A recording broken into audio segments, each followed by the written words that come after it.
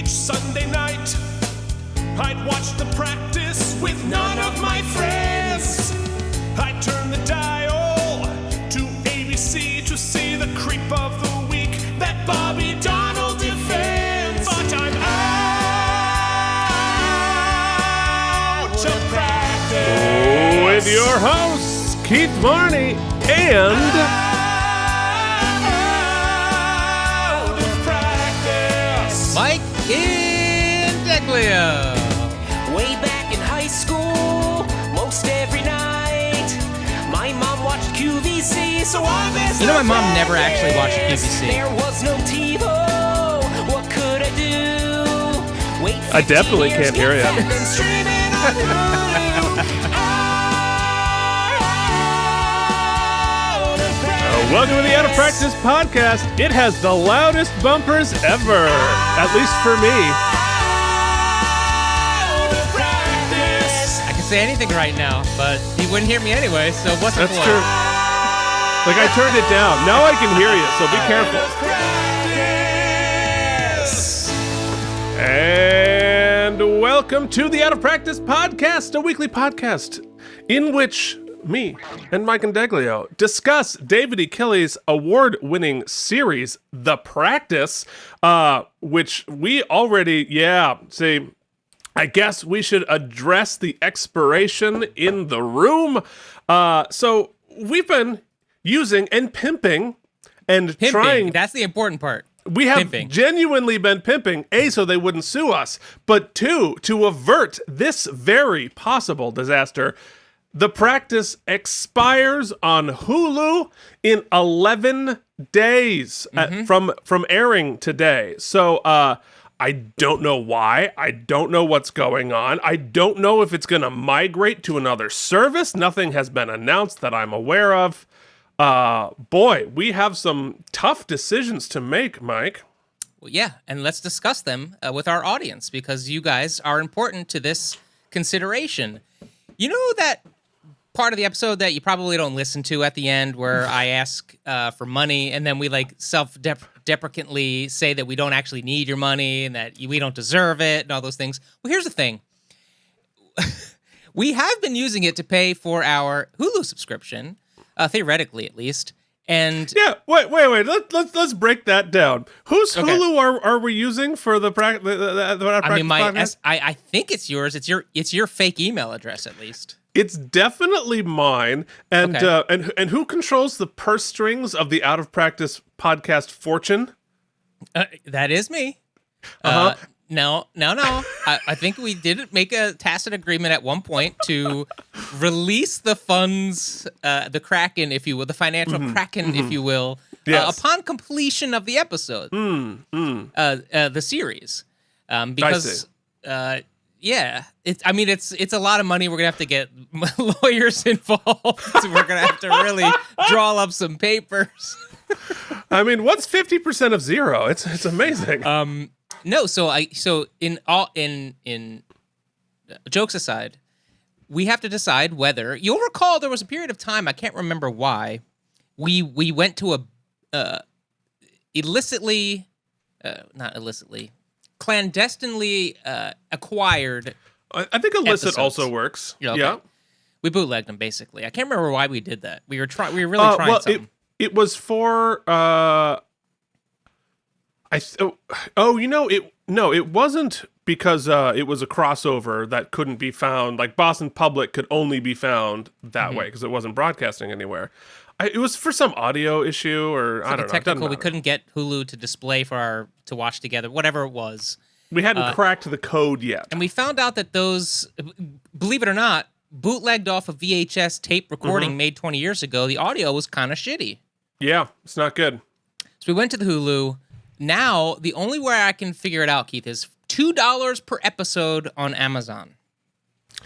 Yeah, it's tough. I mean, Hulu allows you to download the episodes, but I imagine they will expire even though we downloaded them after. It is an interesting conversation, though, because it hasn't been long. You remember when streaming first started, like when we were on the break between Netflix, you were still getting DVDs in the mail, and you could also get a couple of movies streaming online. Right. And everybody, this will never work. This is terrible.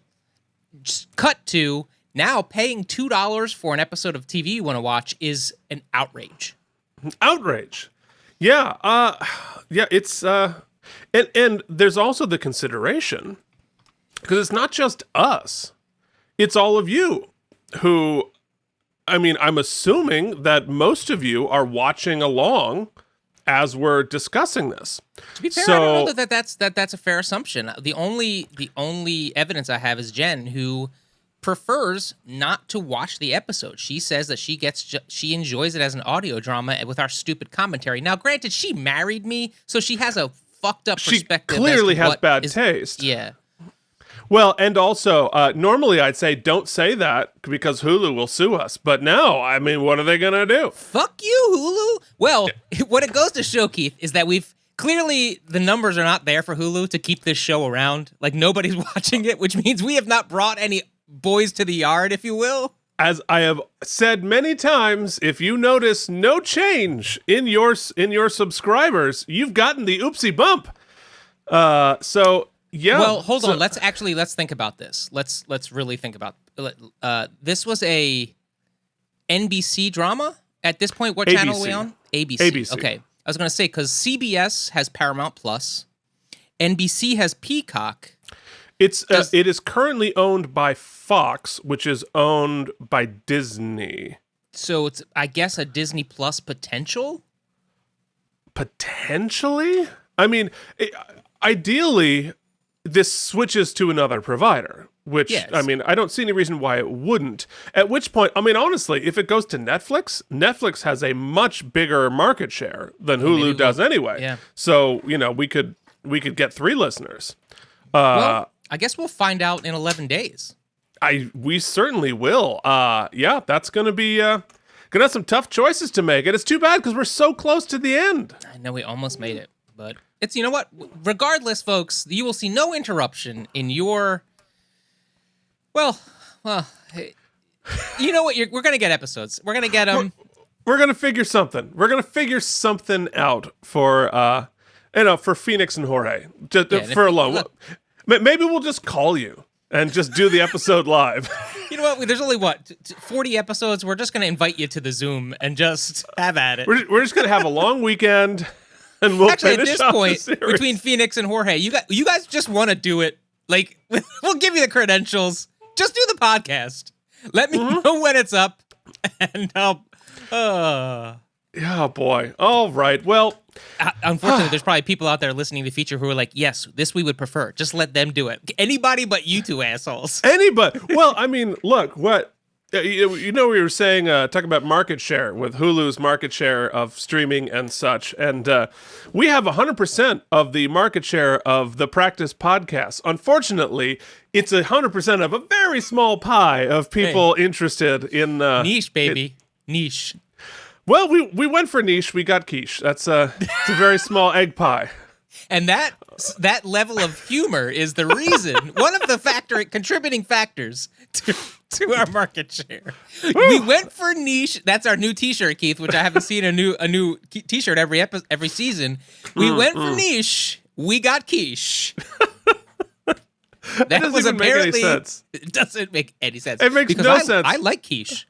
I actually do too. I used to think it was gross, and then I was like, ooh, I could eat bacon and eggs in a beautiful crust. Quiche is one of those things that I say I hated, even though I'd never tried it, because the idea of quiche, egg pie, made me want to vomit.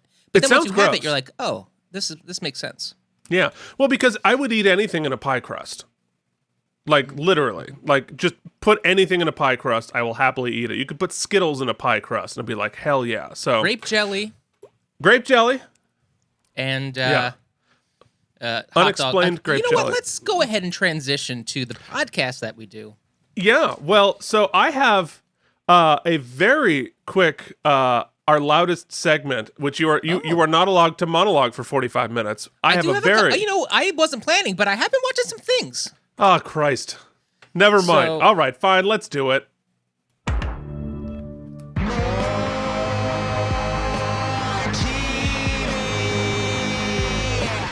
So I'm gonna show Mike how it's done. Here's how it's done. So in the Halloween season, always starting in September because we need some time, Jillian and I have a tradition of rewatching the Halloween series all the way through. I think there's 11 now, soon to be 12, I think, or I don't know, 10 to. We rewatch all the Halloween movies. It's really fun. It's just one of our Halloween traditions. And we had gotten up to Halloween H2O, which is technically Halloween 7, which was Jamie Lee Curtis is back. We've done a soft reboot. We deleted Halloween 3 through 6 and pretended that only 1 and 2 happens. Anyway, it's actually one of the better ones. And who's in this movie but LL Cool J, who does a comic riff on the phone with his girlfriend about he wants to be a writer and his girlfriend is making fun of him over the phone. We never see this girlfriend, but we hear her prominently. And you know what I do? I always do. I go on the IMDb and I read the trivia. I check out who's in the what's and this, that, the other thing. And would you believe, can you guess who plays the voice of LL Cool J's girlfriend in 1998's Halloween H2O? Well, it's on the breakdown, so I'm not gonna fake guess. So why don't you just tell us? Yeah. Folks, it's Lisa Gay Hamilton. See, I should never give Mike the rundown because then they'll ruin all the things. But Lisa Gay Hamilton does a voiceover performance in Halloween H2O. So as you're cranking up your Halloween VCRs and you pop in the classic Halloween 7, take a listen out for the practice's very own Lisa Gay Hamilton. To you, Mike. I'll just mention 2 brief things. First of all, in the holiday spirit of Halloween, of the scary scaries, there's plenty of things that I've seen, Malignant and a couple of other things. But the one I want to mention, saw that too. Yeah, is because it's available to the masses currently. It's a new show. It actually holds the #1 spot on the Netflix streamer. Mm-hmm. It is called Squid Game. And I don't want to give too much away, but it's like a horror movie meets Hunger Games. It's really weird and trippy and fun. It's like it's made for binging. It's not going to win any awards, but it's a Korean show. Watch it. The dub is okay, but watch it with subtitles. The premise is basically like this shadowy organization takes people who are down on their luck financially and asks them the simple question: would you like to play 5 days of kid games? The first episode is called Red Light, Green Light. And shit goes down. I don't want to give too much away, but it does have a horror slant. It's binge worthy, and at least the first 2 episodes are worth checking out. I'm in. So that's that. And the last, go ahead. Sounds great. No, it sounds like The Running Man. It's got some Running Man vibes. Yes. Nice. But it's cool. It's cool, and I'm excited to see where it goes. And then the other thing I'll mention, just because it pertains to the podcast, last night the Tony Awards had a complicated presentation because it was on Paramount Plus, and then it jumped over to CBS at 9 p.m. for like a concert kind of a concert deal. Thing. It's not about that, but what I noticed, watch it for the duets at the end. Actually, what I noticed was when they did the in memorial section, our boy, I don't know if we talked about it on the podcast when it happened. I guess it somehow slipped past but Rene Auberjonois was featured, and guest of the show, guest of the Star Trek universe on our other podcast. He was not a guest on the show, but he was featured on the show. In our hearts. In our hearts. So that, I don't know, it made me like extra sad when I saw it because we've touched we've seen his work in our little show here. Yeah, and he did a lot of Broadway stuff. Although the only Broadway show I ever saw him in personally was, kind of universally the best, worst musical of all time. And that is Dance of the Vampires, which I certainly gives Carrie a run for its money in terms of what the fuck just happened on stage. But he was great. So, yeah, I actually haven't watched it yet. It's on my queue. I was watching football. I'm a bad Broadway person, but I will definitely check it out on the. It was cool. It was on the Paramount Plus. Hey, Paramount Plus, Hulu's available. I'm already Hulu. The Practice is apparently available. 8 seasons. Now, do me a favor. Whenever you transfer The Practice, starting with I think season 5, that thing was shot and broadcast in high definition. Maybe don't give us the low def feed. Because, as the guy spends hours doing screenshots every damn day, most of which nobody even sees. I have this huge archive on Dropbox of screenshots from the show, of which I use about 12, but there's like 30 per episode. I don't know. If anybody needs an archive of screenshots in The Practice, I'm your guy. Okay, let us move forward into everybody's favorite subject in which we hear from Phoenix, entitled the segment Filings and Subpoenas.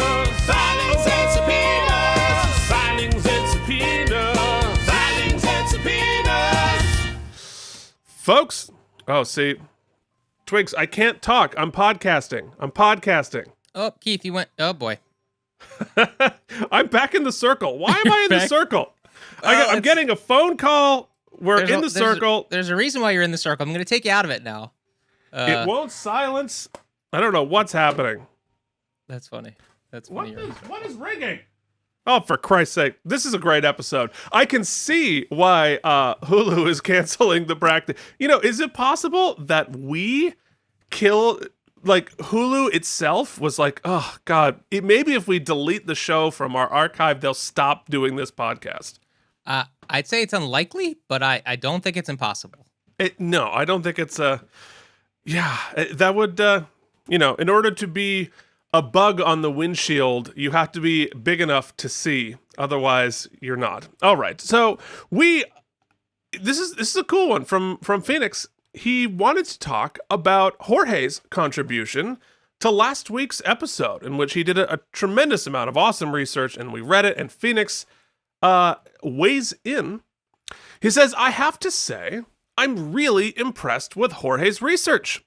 I had guessed the part about self-defense because pieces of it were alluded to in previous episodes, but like I said, it laid out and discussed But I liked having it laid out and discussed point by point. And the case history about making someone look guilty just for exercising their Fifth and Sixth Amendment rights was very interesting, as well as very relevant to the previous episode and the one viewed in this episode. He definitely earned that 5% of his own donation. So glad to have another person lauding the terrific work that Jorge did last week.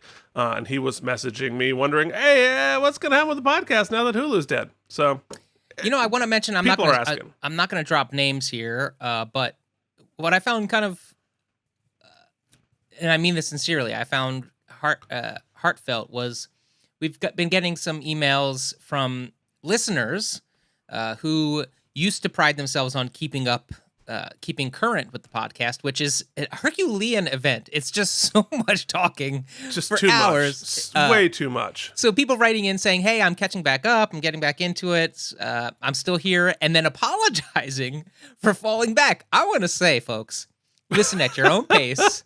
Do you owe us an apology. We're glad that you listened to one episode. Like, the pilot has many, many downloads, and then it really falls off after that because wish we could go and remaster our own because there was some crap in the beginning. But what I'm saying is, thanks for listening at any pace. Do us a favor, tell a friend. Just recently, I'm going on a trip, and I've had some people reaching out. I've been asking for some recommendations of podcasts people listen to. And because I can download them and bring them with me overseas. And, even podcasts that are about shows that I haven't watched and or subjects I wouldn't think I'd be into, I'm finding a lot of joy again in a lot of different subject matter podcasts for runs, for different things. So this is a great one on the treadmill since it takes up so much time. Are you going on a transcontinental flight? Download some Out of Practice podcast, ship it off to a friend. Anyway, thanks for writing in. We appreciate your feedback as always. As always. All right. Well, if they wanted to send us that feedback, Mike, how would they do it? Keith, they'd look at this excellent slide that you've created in stunning 4K. On the YouTubes. Yes. And you can see that you can reach us via email at outofpracticepodcast@gmail.com. Check us out on all social media platforms. And by all, I mean these two, Facebook and Instagram, at Out of Practice Podcast. And maybe one day we'll see you at a practice con, at some sort of TV con. Or maybe you could see Ray Abruzzo at a gelati factory and be like, "Hey, I heard you on the Out of Practice podcast." Yeah. There it is. Interview you did that one time. Yeah, our two social media platforms. It should not surprise you that these two 40-year-old old dudes are not on TikTok. We don't tick, we don't talk. That's not a thing. It's not a thing. All right. Let us continue forward by going backwards in my favorite segment. Here it is. This day in the basement. We are, of course, talking about October 20th, the year 2002, Sunday, October 20th. And Mike, what were you up to? Keith, in this October period, it might have been closer to Halloween if I'm not mistaken, but it was definitely around this time. I reached out to a couple of pals to see what we were up to, and I did. Here's a fun tidbit. I was speaking to my buddy Jay, who reminded me that this is around the time that I went to my first gay bar of all time. My first trip to a gay bar. Which one? Well, a gay club, I should say.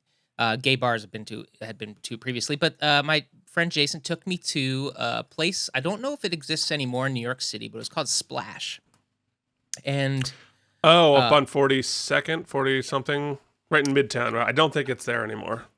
But I remember going with him, and we had did we have a good time. Saw so many professors there, actually, from school. And we just had a great time. The two things that stand out to me the most is, number one, is because it was predominantly men there, there's a big, huge, like, wall fish tank, like, display in the middle. Like towards the back, but in the middle, definitely not in a separate room, but in the middle of like the club. Mm-hmm. That was a trough. It was like a urinal, basically a communal urinal, but it was also a fish tank. It was kind of nice. So you just kind of like pissed out in the open. But if you wanted to use the facilities, what I found really kind of interesting was the stalls were separated by like a very thin piece of rubber or polyurethane of some sort, very flexible material that was backlit so you could see the shadow of the person in the stall next to you and whatever activity was happening there, be it general urination or something more recreational. So it was really kind of cool, and we had a great night, and that's what I remember doing this day in the basement. That is a lot more aggressive than my first gay bar, which was always, which like would be my favorite today if it were just down the street. I forget the name of it, but it's a famous one where they just a whole bunch of old people sit around a piano and sing show tunes. That's much more my speed. Like, let's work through the songbook of Oklahoma around a piano. That was like, I'm with you 100%. So there's one, I always enjoyed. It was like a much more sort of like gentlemanly piano bar. What was it called? The Living Room? I can't remember. Regardless. But anyway, what were you doing, Keith? Oh, well, it was kind of the opposite of that. I was going to my first hockey game at Madison Square Garden. Hey, MSG! Which was really fun. I didn't know I went that early. My good friend Kinzer got tickets, I think through some school thingy, and went to see the Rangers versus the Capitals, which I'm a Bruins fan, but I was really excited to just see a game at MSG, and of course it was long before it was renovated, so it was kind of a shithole, and the teams were bad, but I had such a good time, and the captain of the Washington Capitals at the time was, of course, NHL legend Jaromir Jagr with his even more legendary mullet. Wow. And Jagr is speaking of sort of legendary folks, he was an NHL player who began playing in, I believe, 1991. Let me look it up because I think it's actually interesting. 1990 he began playing in the NHL. This dude, so that was 31 years ago. He is currently still playing professional hockey. He played in the NHL up until I think 2 seasons ago. Played 1 season with the Bruins, but finished out 2 seasons ago, I believe, in Calgary, and went back to play in the Czech Republic on the team that he owns. Wow. And is still playing professional hockey and, led the NHL in many various things, but most importantly, with his mullet. So Wow, that was really is fun. Impressive. I'm considering, I might go to a game tomorrow night because there's a Bruins preseason game at MSG. And tickets are like $10 because it's preseason. Who cares? So Why are don't I you go? ready for a wrong word, a Hall of Shame moment for Mike Indeglio? Always. I have never attended, not just a professional, but any organized hockey game, ice hockey. That is shameful. Because, and I know this is, our audience is not the audience to be like talking a lot of hockey to, but there is no sport in the world better live than hockey. I don't doubt it. I just never really had the opportunity. My friends aren't hockey fans. It just never really came up. Well, all right. Well, one of these days we're gonna have to go to a game, and you're gonna have to see it live. I and want you'll up be it. like, For 5 years, I worked in Madison Square Garden. what did you do at MSG? Schoology's office was in MSG for 5 years. No kidding. Yep. Well, that's tremendously shameful, and we're gonna have to fix that at some point. Of all the things you've said on the podcast, that might be the worst. One. Yeah, That's the one. That is a bridge too far. But you know what's not too far? A bridge to the world of October 20th, 2002. In a segment we call...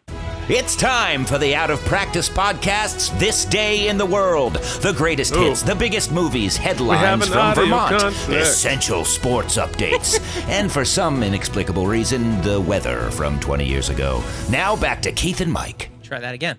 Yeah. Oh, that's good now.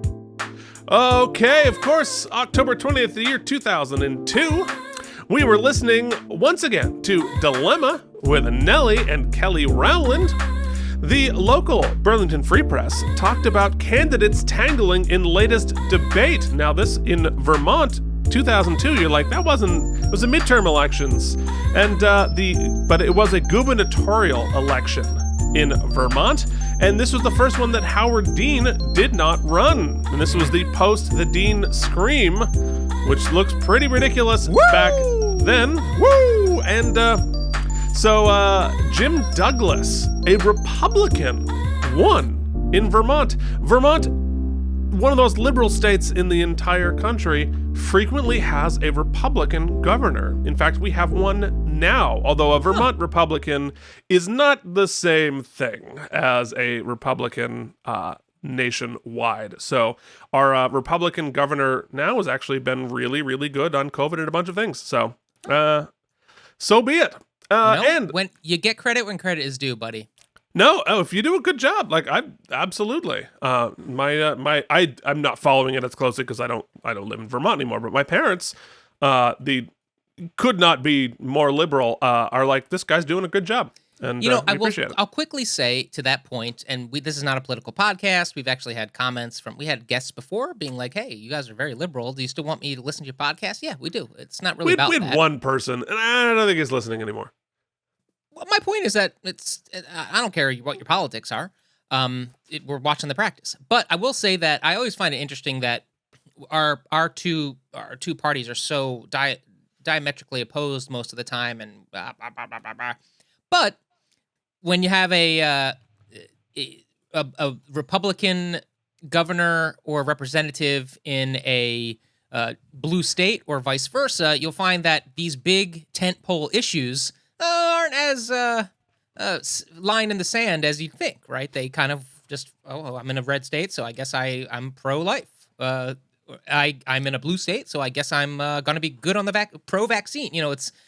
It's always interesting to those things. People's ideals are Yeah. flexible in the political realm. So folks, what you're seeing on my face now is me deciding not to go on a 20-minute political rant. So you're welcome. That restraint is respectable, considering that none of our politicians show such restraint. Yes. Well, I can't help it. I'll probably just give it to my cat, to Charlie, after this is done. But we should talk about, before we move on from this day in the world, do you know who the number one movie was this week? It was one of my all-time favorites, The Ring. And you're doing it live. Well done. Good God Almighty! Even This watching it scene little tiny like that scared the bejesus out of me when I saw it the first time. And I was going to save it for a basement, but I saw this in the theaters in Brooklyn at like 10:30 at night. And, a little guy from Vermont, not used to a Brooklyn Here it is, 10 ready for p.m. Yes. Was not ready for a 10:30 on a Saturday Brooklyn audience at a movie theater. And so at the end of The Ring, there's 300 people screaming bloody murder as this is happening. And it was one of the most exhilarating movie experiences I've ever had, and made me a giant fan of the movie forever. Yeah, to those listeners who may be of a younger age, I should say, what you can't really appreciate as much is that after seeing The Ring, watching a VHS tape with the snow in the beginning, or watching a scary movie and the phone rings. There used to be phones in your house that would ring. Yeah. Took on a whole new meaning. I mean, it was really nuts. And we had the stupid idea after seeing The Ring to go back and rent the original Ring, which I think was Korean, I believe. Korean, I believe, yes. Which, you think The Ring is freaky? Holy shit. It's a whole nother level of, like, disturbing. So, as I mentioned before, the Koreans really know how to mess up your brain with the scary. So, yeah, man, The Ring was one of those scary movies I'll never forget. It was... it still freaks me out watching it on this thing. That scene, woo-hoo-hoo-hoo. I loved it. And just like to hear, because the audience was super engaged, and then when she came out, just literally it was like deafening screams in the theater, which normally I'm like, I don't make noise during the movie afterward. But in this case, it was just like, just like everybody was so into it. It was amazing. It's one of those, as much as I love not going to the movies, like having the ability to just be in my own home with nobody talking, and there is something about the shared theatrical experience that is highlighted in an experience like watching that. There's that kind of release. Yeah, and what ended up being good and sort of unexpected, because I think everybody went there like, this might be terrible, who cares, whatever, and then to have it turn out to be awesome, and then to have that twist. Anyway, blah, blah, blah. The Ring, it's good. Check it out. It's Halloween. Watch The Ring. All right, but you want to know what else is awesome? It's the greatest segment in Out of Practice podcast history, entitled... It's time for sports ball. Week 7 of the 2002 NFL season featured the New York Giants on a bye. But Philly took down John Gruden's Tampa Bay Buccaneers 20-10 behind McNabb's 127 yards passing. Brad Johnson only had 124. They didn't throw much then. Deuce Staley had 152 yards and 24 carries. Meanwhile, fantasy monster Marshall Faulk had 183 yards rushing and 4 touchdowns. Wow. Yeah, remember Marshall Faulk back in fantasy? Like, he was so much better than everybody else in the fantasy world. Just get the first pick, you win. That was just what happened. And just to think, 20 years later, what a difference for Tampa Bay, and what a difference for John Gruden. Definitely, Gruden's still there. Still there. Yeah. It's pretty... Yo, those Raiders look pretty good. They do. And, friend of the show, Tom Brady, was playing back then. Yes, that's the crazy part. He was the starting quarterback at this era. It was not, I gotta say, Tom, Keith and I have come a long way in our respect for you. But it was Have nice we? to see. It was nice to see you get your ass handed to you a little bit yesterday. Oh yeah. I don't know. It's great. He's a terrible person. All right, let's. Okay, folks. I'm a human being. God damn it. My life has value, and I'm not going to take this anymore. It's time to And I'm do not the editing that out. Okay, this episode is season 7, episode 4. The Cradle Will Rock. I did that musical in college. Very old school, one of the very first story-based musicals. Blah, blah, blah. The writer of this movie was our good friend David E. Kelly with the story and teleplay, and helped out on the story by John Tinker, who last wrote M. Preemie Unplugged. This is also his last episode of the practice. So goodbye, John Tinker. He only comes on to write baby episodes, apparently. It's all about babies. That's like his whole thing. It's like, I'm a great writer. I only talk about babies. That's all I care about. That's all I'm going to write about. I tried to sell a pilot about babies where babies did baby things, but it didn't get picked up. So I'm just going to write babies about everything. And directed by veteran director Jeannot Soir, who last directed This Pud's For You. Which Can you do some more of that baby guy impression? That was really great. I would have written on This Pud's For You, but it wasn't about babies. So, like, I'm not touching it. I pitched an episode about baby puds, and I got the hard no. And it's hard to get a no from that writer's room. They generally go with just about anything you throw their way. I mean, my heyday, when everyone in the cast was pregnant, it was amazing. There was baby drama here, baby drama there. Is it gonna Kidnapping here, kidnapping there. Yeah, Dead baby at church. They're dead babies. We got kidnapped babies that grew up until they're adults, but they're really just babies in my head. They're just really old, hairy babies. I didn't expect him to really do it, but we did it. We went.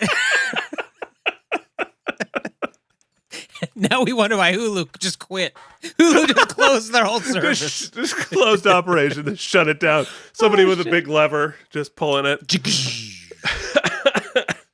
Okay, well, let us please, for the love of God, move forward into one of my favorites. What is that supposed to mean? What's your problem? Is this what happens to women when you insert your penis? Babies. What does Mike think's gonna happen? That's what happens. Babies happen. That's why we're friends. Because that makes me laugh. Many people would groan and roll their eyes, but no, I get a sheer giggle out of it. Folks, if the title of the episode didn't give it away, then the writer of the episode surely gave it away. This one's about babies, all right? Yeah. But we gotta be sharky about it. So here's what I'm thinking. There's got to be some fallout from last week. So I think we're going to deal with some things about Lindsay. She's going to be sad and stuff like that. But that's not what I want to talk about. I'm going to talk about the case, which I don't think Lindsay's going to be a part of because I feel like she's got some like healing to do. Even though in Better Podcast, it was her conviction was thrown out with prejudice, which means that she should face no legal. The bar can't like revoke her law license because she didn't do anything wrong. She's been convicted of nothing at this point, so she can still practice law. Yeah. Yes, that's true. However, it is, even though it was thrown out with prejudice, it is not an exoneration. What it means is that the case had to be thrown out on a technicality. So Okay. I think from the standpoint of her law license, she's fine. But Unless there's a no murder clause, of course. Well, but she wasn't convicted of murder, but she also wasn't exonerated. Yeah, that's true. But I mean, you would think she'd take some time off, but then again, she did get blowed up and stabbed once and was at work the next day. So who knows, to be honest, she could be on the case. Yeah. But here's the thing, Keith, on the other hand, you know who else has to face some fallout? the DA Walsh, right? He's pissed. All right. He is pissed. So my guess is that there be a dead baby somewhere. Okay. There is a dead baby. All right. And whoever deaded this baby is being defended by, guess who? Us. We are defending the killers of a dead baby, all right? Because I'm sure they're going to say, it was an accident, all right? I didn't mean to kill the baby. The baby just was dead, and I was like, uh-oh, right? Because that's generally the position we find ourselves in. We enjoy, as much as our writer enjoys writing about dead babies, we like defending the deaders of babies, all right? And here's what's going to happen. D.A. Walsh is going balls to the wall, all right? He is going to get these killers by any means necessary. So he is going to plant all kinds of evidence to just shark. He's going to chum the water so that the sharks come and shut down. He's going to paint Bobby Donnell, Lewis Frutt, and Meyer and Associates. Serino and Barnes. Colino and Barnes. J.G. Wentworth. 8776 now. He's going to shut this shit down. Dead babies, sharks in the water, chum it up. I don't even know what I'm talking about at this moment. I'm just blathering. So we should get to the episode, if you don't mind, Keith. Yes, well, if you would enjoy listening to us listen to this episode, hop over to your podcasting service of choice, and we will see you back here for the after show, now with babies. And we are back, baby. Baby back. We got our baby back. We are here to talk about The Practice, Season 7, Episode 4, The Cradle Will Rock. And in case you weren't there, because Hulu, they were like, fuck this. They dropped The Practice. Luckily, just as good as watching David E. Kelley's award-winning series, it's Mike in our favorite segment. 2, 3, 4. Mike has 30 seconds to remember what just happened on the show. I don't know. Segment. Well, folks, nobody's pissed, but we have some people who are suffering mental fallout from the stuff, and that is D.A. Walsh and also Lindsay. Lindsay, who wants to open her own firm in that weird conjoined office with a hole in the door. And Walsh just thinks everybody is a sperm magnet. And then there's another baby, and the baby is dead because his parents are sticking to their religious convictions. But it turns out that doesn't preclude you from going to prison for second-degree murder. And Lindsay starts her own law firm. Okay, thank you very much. Now, would you please do that again in fewer syllables? Por favor. Sure.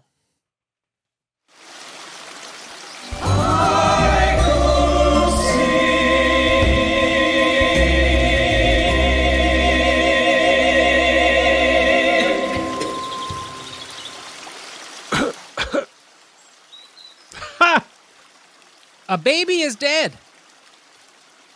His parents could have saved him. Were they playing God? Yeah, nice cutout.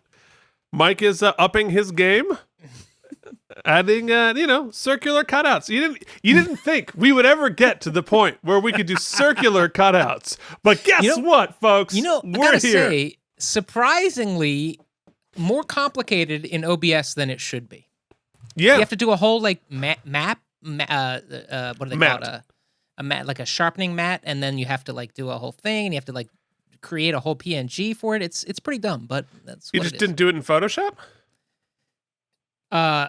You could, but I'm not trying to create an overlay. I'm trying to put a mat onto a active video. So it's a little bit more. All right, blah blah. Very interesting, but not as interesting as our after show awards show. We love to call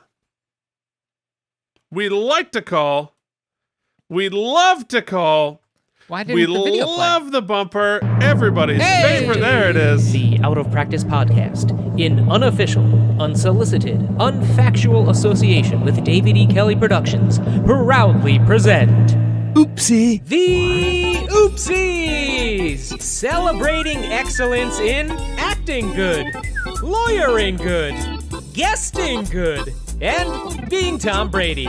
Not to mention, this is where we rate the episode and stuff. Now, Here are your hosts, Keith and Mike. What the hell are the oopsies? Well, Jackie, they're a fake awards show that begins every week with...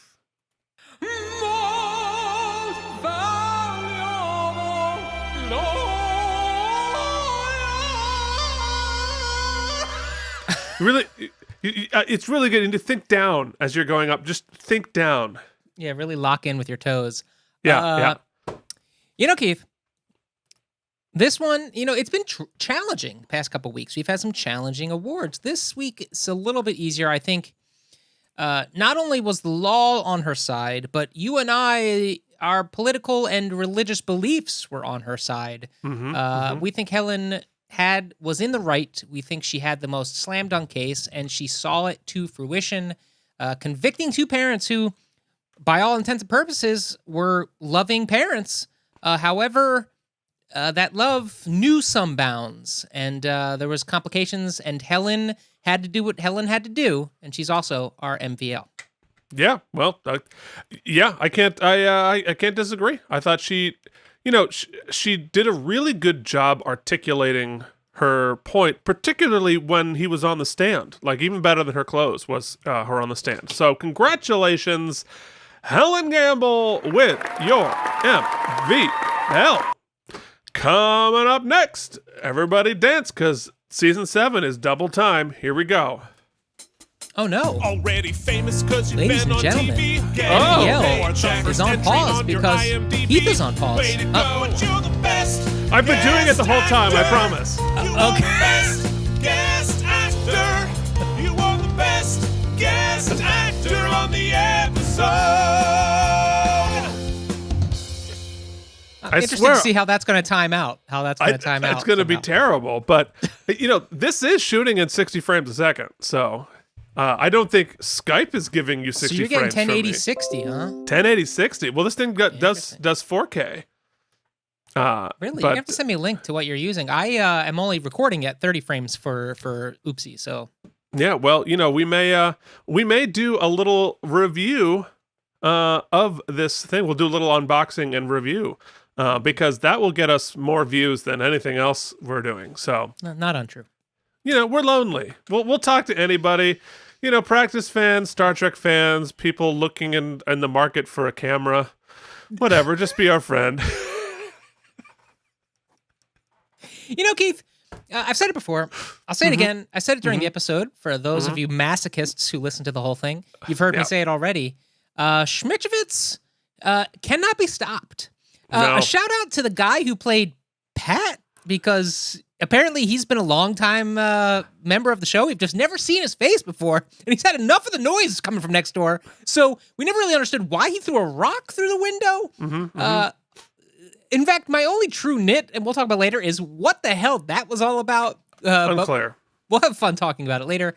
But I think Schmitchevich is just like a tour de force, because I just want to point out, if we were to extrapolate just the dialogue from the last couple episodes specifically, and read it off the page, you'd be like, this is terrible. But he has found a way to make it a fully formed character, and I'm so glad that they're sending him off to get the help he so desperately needs. Though I'm afraid it means we're not going to see more of him, which kind of sucks. We've kind of introduced those two new players, and then now they're both gone. So that's sad to say. But we're sending him off with an oopsie, so that's my pick. Yeah. Well, as presumptuous as Mike might be, awarding both oopsies on our behalf, I totally agree. I'm so used to writing Smitrovic into our spreadsheet here. I'm just calling him Smitty now to save time. So, I literally am. So congratulations, our good friend Smitty, with your back-to-back best guest actors. Now it is time for... You killed your podiatrist or blew the case, but you let a single tear run down your face. You're the best actor on the show. I say it all the time. Lots of good performances this week. Notable, I'd like to point out Kelly Williams, who is he was being careful not to like play crazy, right? She's dealing with some shit, and it could easily. I mean, they didn't give her a lot to like. That's all heavy lifting is on her part to make this not over the top and make it grounded, because Smitty, was given better dialogue to work through his what's happening. Right. Unclear if Lindsay's getting any help. She should absolutely be getting some help. One would hope, yes. But that aside, Kelly Williams really great this episode. However, and so is Bobby Donnell, and so's Dylan, and so's Steve. A lot of great performances this week. But I once again think for me, this episode was Lara Flynn Boyle.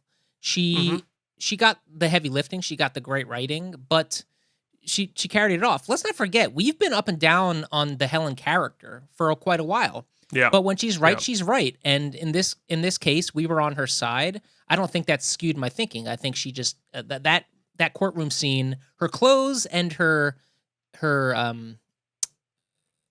cross-examination of the father really solidified it for me. I think she's the best actor on the episode. Yeah, I think so too. I think I definitely want to give a shout out to Cameron, who did such a good job navigating Smitchevich in that moment and handled his sort of Looney Tunedness with some dignity and compassion, which we haven't seen from her to him, and maybe he didn't deserve in that moment. But I really liked both the writing and her performance of like expressing concern and doing so in a very reasonable way. So I like that. But yes, it's Lara Flynn. I thought she really did an excellent job in this episode, both the writing and performance. Big fan. Okay, well, that leaves us with our good friend and this week loser, the Tom Brady Award for being Tom Brady. Keith, some would say that he lost because of his terrible offensive line. Now, we wouldn't say that. We would say he lost because he's a terrible, terrible person. That's right. But that's right. Some would say. But in honor of those some, I will say that this week's winner of the Tom Brady Award for being Tom Brady is Tom Brady playing football, but his offensive line is all baby sharks. Okay. Thank you. Let me see if I can write this as quickly as possible. All right. So the winner of the Tom Brady Award for being Tom Brady is Tom Brady, but his offensive line is all baby sharks. All right. Ladies and gentlemen, it is time to announce how many spare tires this episode gets. Take it away, Mr. Indeglio. It started weird because, the whole Pat thing. But nonetheless, it worked for me. Yeah, that scene didn't quite work. It's not that it didn't work. It just didn't make any sense, like, on any level. And it really is messing with me. But that aside, I love the case. I actually think, once again, when they did a rehash of a sort of the religious exemption case, they did it better this time.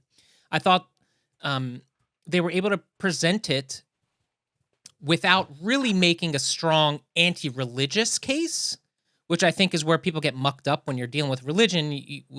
It often becomes about balance, right? Are we balancing? Are we giving enough? I'm talking about in a show or whatnot.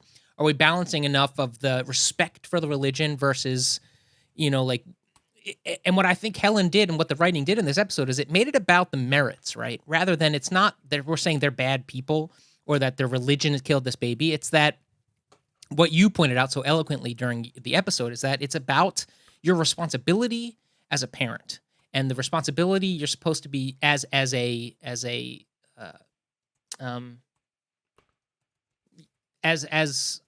caretaker for this person with rights, right? And what deference do we give to their rights? Which they tried to, I think, counterpoint also with the Schmichevitz B line for the fetus. And I think that was a little more muddy, but regardless, wherever I think both sides were presented respectfully, which I think is important for the point to be made.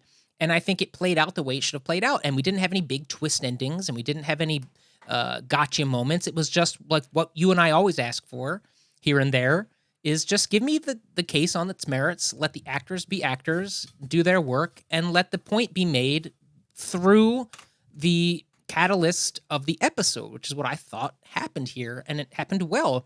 Now, I'm sure that there were people, Practice fans, and people on the staff at the time who were like, oh, it's a boring episode, nothing big is happening. And guess what? That's okay sometimes, especially when we've had all these momentous things happening. Now, listen, do I think that they went a little overboard with the D.A. Walsh character, and maybe the long arm of time has not really reflected well on some of the dialogue in this episode, as far as he's concerned? Yes. And I'll leave it to you to talk a little bit more about that. But I think what I mentioned in the Oopsies is that he does ground it, and we do kind of cover it with the fact that he's going through some things, and he's gonna go get help, right? And he's apologized to Helen, and it's a little ugly, but life is a little ugly sometimes. And I think the resolution of the case is good. The tag at the end with Bobby and Helen with the baby, and they just wheel the people out, and then they're under arrest, and we're just in their house, is like, it's TV. All said, I think it's a good episode. I really liked it, actually. It's interesting to look at IMDb sometimes and see that how the general public votes an episode, whereas last week they loved it. This week they don't, not as much. And the Lindsay fallout, I think that's great. I think it's what Lindsay needs, and I think it's a good healing place for the character that she deserves, right? I wish it was handled a little less like, they do shoot it in a way that she does seem a little bit fish out of watery, but I guess that's where she would be. So, long story short, I really like the episodes. I think I liked it more than the IMDb ranking, which sits like a 7.3. I'm going to give it the full 8 spare tires. Even. Yeah. Well, I agree with you on all of these things. I mean, the silliness of the neighbor and the throwing the thing through the window, that was sort of silly. And whatever, you need to find a way to show that there's an office next door that's available. There's definitely a better way to do that. That was a very old school, schmacky David E. Kelley way to do that. Whatever. It wasn't important. That's not what the episode was about. It was just sort of a device. But this episode really hits all the things that I really like about the practice. And that is when they get into a thorny issue, a topical issue, a controversial issue, articulate both sides as well as you can, and then, and then tell the story there and really get into it, and don't speak down to your audience. Let it be the story, and let the debate about it stand on its own. Let it be enough. Let it be enough that this is a thorny, complicated issue that people feel strongly about. I really liked that, and it got me thinking, which is what I want. I want to like walk away from it like, how would I articulate my position on that? And part of that is like, it's my job as a podcaster, but in general, to really start thinking about that job. Yes. But it's certainly, I thought it articulated well that we are in a continuing debate in this country about the nature of freedom and the nature of our rights, and balancing, talk about the Constitution, talk about the Bill of Rights as an evolving document, as something that is continually changing and growing, and it's not absolute and never has been. Certainly within our country, people were free unless you were slaves, right? Because we dealt with that, and people then weren't treated equally. And then even the rights that we hold dear, freedom of speech, right? It's not absolute. There are limitations because your personal freedom impacts the greater freedom. So my personal freedom to yell fire in a crowded theater impacts other people's freedom, to not die in a stampede. So there's always been a debate, and always will be a debate, of how personal freedom and the larger picture freedom interact, and where we should draw those lines. And I talked about it before, that when you are responsible for another human being, be it a child or be it somebody who is unable to make informed decisions, your freedoms affect their freedoms, and their freedoms also are impacted and are just as valuable as yours. And how do we adjudicate that? Well, that's why we have a governing system. That's why we have a court system. And I really liked that. I thought that was really well articulated. So, and the Simitrovic thing, like, it was pretty all over the place, pretty scene chewy, but I thought it was earned, because we've seen him get here for a while, and him sort of losing his filter. I get it from a character standpoint why you'd get there. Also, based on what we've known about this character going in, I would imagine these would be his unfiltered thoughts. And from the standpoint of the show, even the outrageous things he was saying, the show wasn't saying that this was a reasonable, good thing to believe. The show called him on it every time. So it was a character decision, not the show saying that these are appropriate things. And I think that's really important when we look at the context of it. So all in all, yeah, I really liked this episode. And I'm beginning to feel like season 7, at least 4 episodes in, got a bit of a bum rap, because the show was starting to flounder a little bit in the ratings. And, after season 6, which was kind of a mess, people were thinking like, oh, this thing's maybe a little bit off the rails.